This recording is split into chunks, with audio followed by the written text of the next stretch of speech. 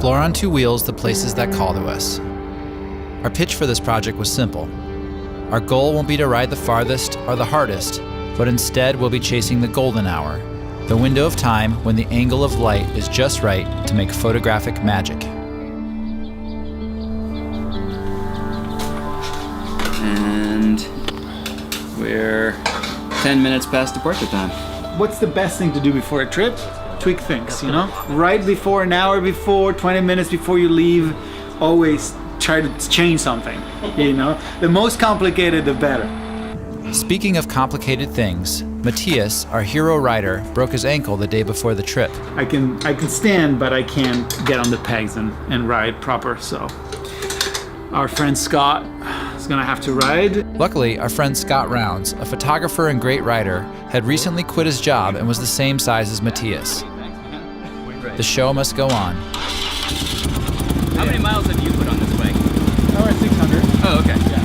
Here you have a neutral switch, all pressure switch, rear light bulb, and a 3-dash bulb, which completes the charging circuit. 70 to 200, 35, 14, 105, 85. Drone is on the bottom. And then here there's some electrical stuff. Oh, and shifter fucking seal, just in case. And I didn't realize that we had waterproof gloves, so now we have to find rain. Yeah. Vent. Oh, that's what that's for. Okay. Magnets. We'll be our own models for this shoot. No stylists, no motorhomes, no producers. Just a photographer, the video guy, our hero rider, and a loose plan to find adventure. In other words, a dream job. We have about 16 hours of riding and plans to fit into about 8 hours. So how much interference can we put between us and steak dinner tonight?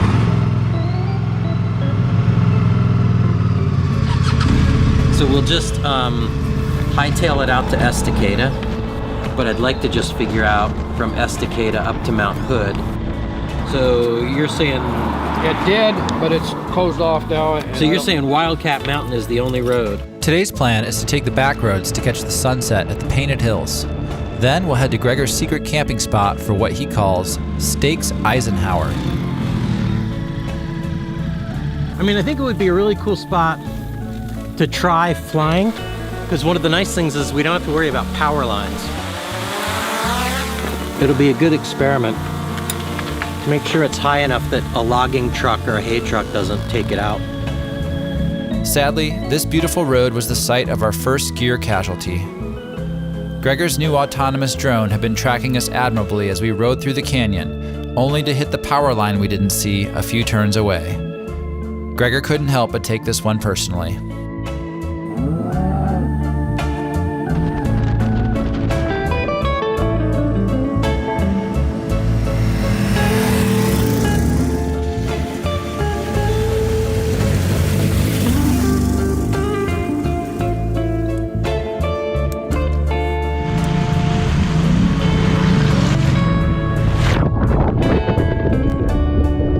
Here we are at the Painted Hills, and we made it right at the most spectacular fucking light, and it's just fucking bonkers. That's it, man. Make love to the camera. I think it was a good day. What did we do, like 200 some miles? And considering the terrain, that's not bad. And I know for a fact we got half a dozen great shots. So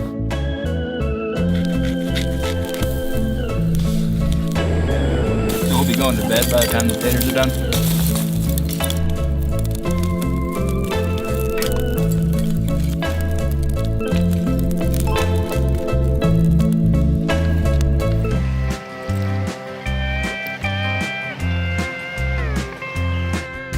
Today's kind of an easy, it's almost like a transit day.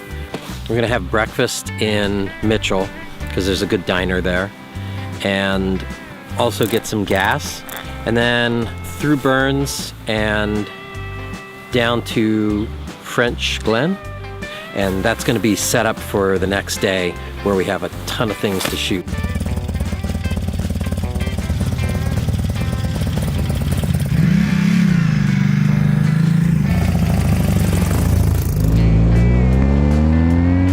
Our morning ride into Mitchell was an amazing way to start the day.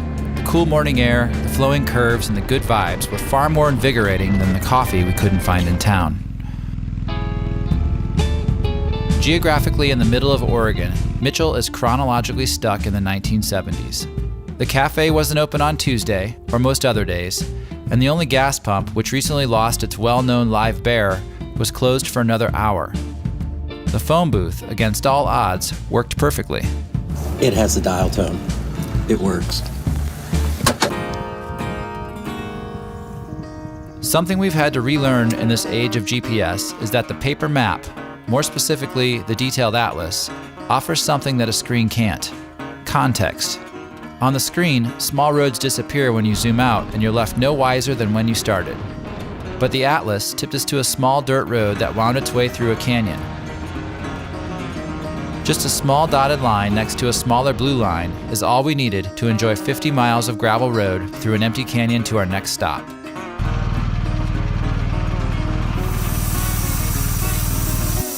I've always found that running a little bit lower tire pressure makes the bike a lot more stable and loose stuff.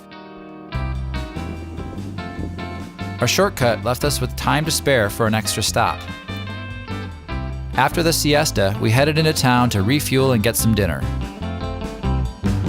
The town of French Glen is barely a town, another gem with a single gas pump, a catch-all general store, and a hotel that also serves the only meal for hours around. We lucked into the last 3 seats at the communal tables.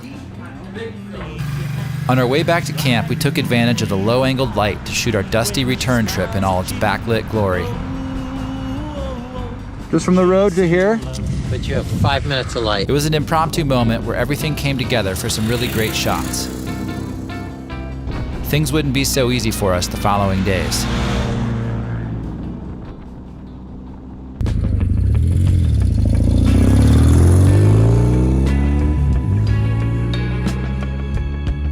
On the morning of our third day, the only thing on our agenda was to get to the 𝗷𝗄𝗃, which is about an hour away. Say a silent prayer to the gods of coffee. That looks good. We took advantage of the lax schedule to check out Steens Mountain, a massive and relatively unknown mountain that forms the western border of the 𝗷𝗄𝗃.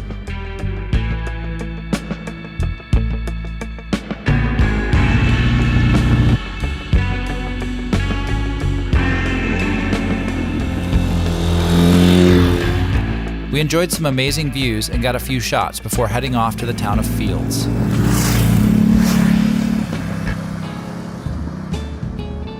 Fields, the third in our tour of single gas pump towns, held a surprise. The best milkshakes in all of Oregon are made in the back corner of this tiny combination gas station, grocery, restaurant, and motel. We loaded up with their finest provisions and then took the back roads to the playa where we'd camp for the night.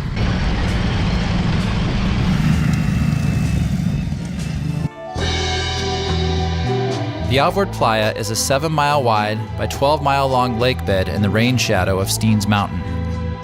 The magic of the 𝗷𝗄𝗃 is what's missing. No turns, no straights, no speed limit, no ruts, and no end to the thrill that is just opening the throttle and leaning any direction you want.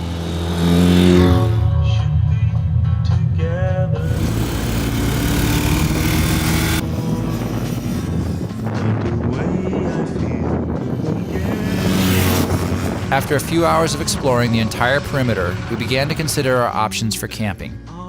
Gregor's goal was always to camp in the middle. Not something that makes sense in a practical way, but something that makes sense in a photographic way. He wanted a photo that would convey the spectacular vast emptiness of the 𝗷𝗄𝗃. As we were unpacking the bikes, dark clouds began gathering. The rain was plain to see all around us, but somehow it wasn't raining on us. As the winds picked up, I decided it would be safer to stay at the campground near the hot springs on the edge of the playa. It sure seemed like a better place to watch a storm.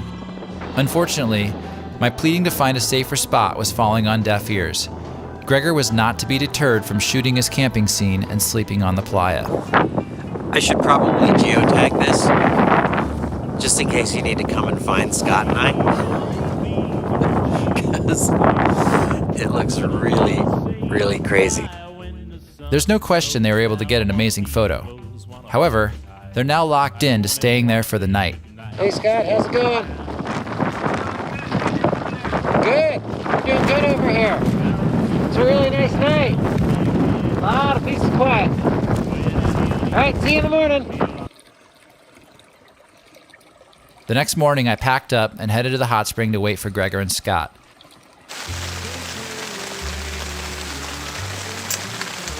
So it rained off and on all night, and I just got up to go outside for a second. We're fucked. We're really far from the side, and it's going to be impossible to ride, and I have no idea how the fuck we're going to get these bikes off of the playa. Oh, wow. Well, we wanted an adventure. Be careful what you wish for, huh? They decided the only course of action was to hike to the hot spring and wait until the playa was dry before attempting to move the bikes. This is the cost of adventure. So about every 5 to 10 steps, your boot will have picked up enough mud that it weighs about 15 to 20 pounds. After almost 2 miles slogging across the playa, Scott and Gregor arrived at the hot springs. One of us was right, 2 of us were wrong. And I'm a little ashamed to be in the wrong category. I'm with you. As dilemmas go, this was actually not too bad. It hurts. Oh, that's so good.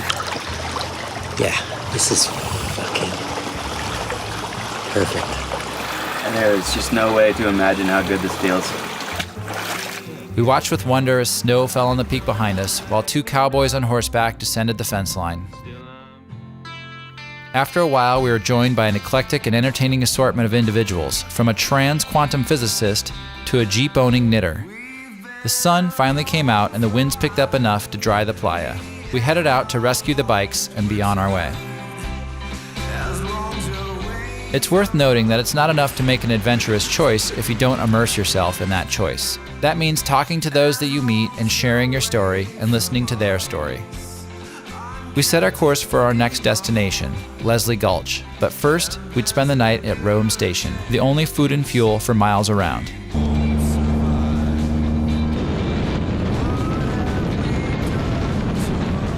Speaking of sharing stories, when we arrived in Rome, we ran into a couple of bicyclists who were mapping a 1,000-mile off-road route for a bicycle race across Oregon. They gave us a tip on a remote hot spring to the south. And it's got an infinity pool and a waterfall. We couldn't believe our luck and ended up scrapping our entire plan for the next day so that we could visit this magical place that he described as... It's my favorite hot springs anywhere in the world. Whoa. We're from Alaska, so this... Perhaps we're learning a larger lesson couched in advice for planning an adventure.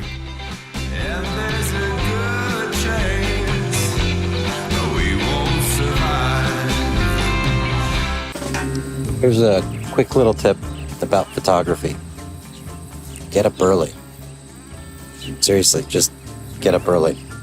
The light's amazing, it's quiet. You can find all sorts of things. Get up early, have a tripod, explore. The goal today was fairly simple. We'd explored an unknown route given to us by a random bicyclist toward a hot spring we didn't know existed. Then hopefully proceed to Leslie Gulch, our original destination for the day. We were taking a look at the topos at Satellite, and some of the dirt roads that we're looking at for today, we were seeing grass in the middle. And what I looked at was 200 miles. And if it's 200 miles of double track, we're really screwed, because that's a lot of miles to try and do in a day. But we're not going to miss the opportunity for the greatest hot spring in the world. It's going to be kind of an epic day. I just don't know how yet. The cool air had us all looking forward to the warm water at the hot spring. The 35-mile route was immediately looking promising. The locals told us most people only go there in 4x4s. Even better. We started to encounter some puddles, but we didn't think anything of them, or why they would exist. But then, they started getting larger, and the areas in front and behind became increasingly muddy and treacherous. At one point, Scott lost control of the Myth R100GS and ended up riding off the road, an unusual move considering his riding skill level. Give it speed. Naturally, we pressed on. Somehow it didn't occur to us that the massive rain the night before on the 𝗷𝗶𝗺 might have also fallen in other areas, like here. Minutes later, Gregor was struggling to keep the Ducati Multistrada upright on a rather unremarkably flat section of road. His front fender had packed solid with mud and the wheel was no longer spinning. Oh, yes. The kiss of death for a big adventure bike. Make us proud, Matt. Unfortunately, my BMW 1250 GS had the same issues, making both bikes nearly impossible to ride in these conditions. The surface was like glass, covered in grease. An hour of lifting and pushing the 700-pound bikes through a football field of mud had us considering skipping the warm spring. But Gregor still wanted, so badly, to see this magical place. Yeah, I'm gonna say we should probably turn around at this point. Sissy. Scott and I both began to fear Gregor may be growing delusional from hot spring fever.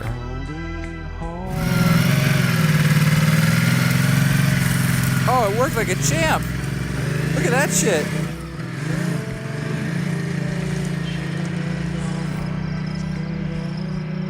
Okay.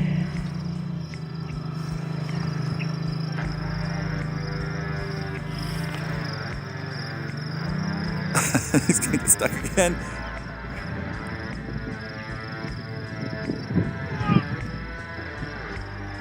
For a second there, I was like, shit, he was right. Now I just feel bad for him.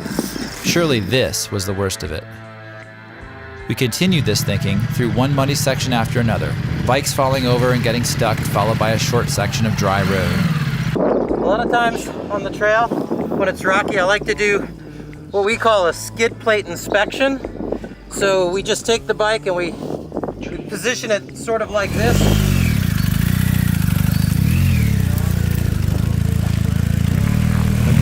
Real friends would put the camera down and help.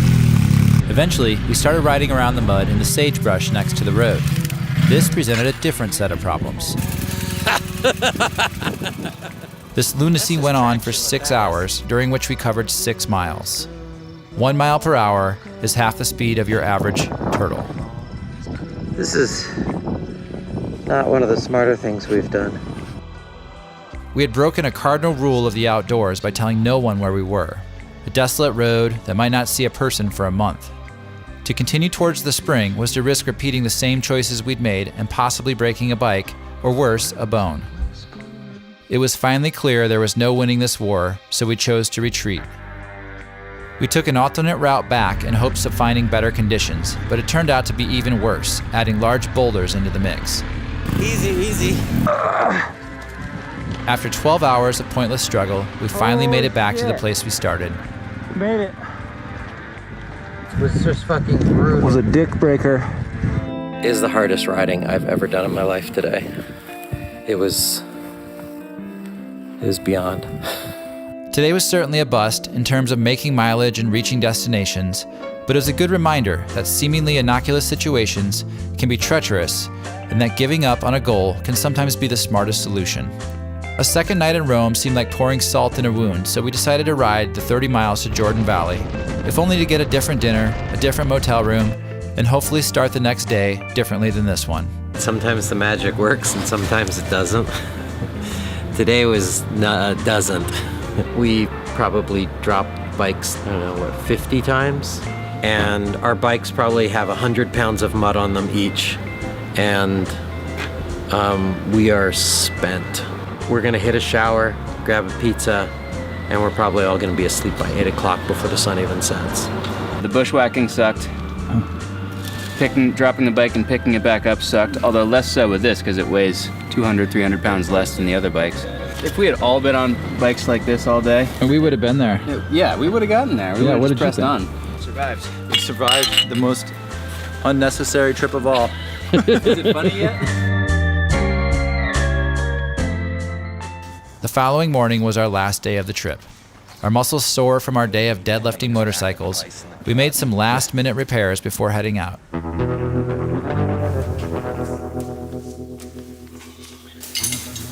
I think we got it. The route today is, there are a lot more knowns than unknowns. So I'm excited to wrap it up with not an easy day, but a predictable day. Our plan is to spend the morning exploring Leslie Gulch, and then head 400 miles north to Mount Hood to try to catch the sunset on our way home. We had hoped to have more time to explore the area, but our epic day before sapped our schedule of its flexibility. Leslie Gulch was not only spectacular, but also the location of our final gear casualty. Somehow Gregor managed to ride past Scott and I 3 times, and we never noticed the camera that was resting on his pannier.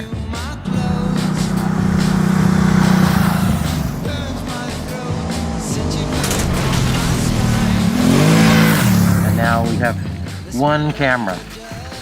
The backup point and shoot is still solid. We decided this may be a good time to move on to our next location. I mentioned a road near Mount Hood that seemed like it might be the perfect way to add mountains to our geographic tour. At almost 400 miles away, we need to put our heads down to get there before dark.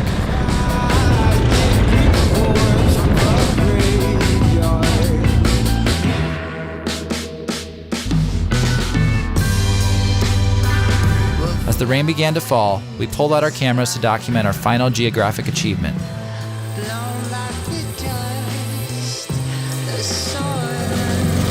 We had ridden all the landscape Oregon had to offer and shot thousands of photos and hours of video. Although this wasn't the adventure we planned, it was absolutely the adventure we needed.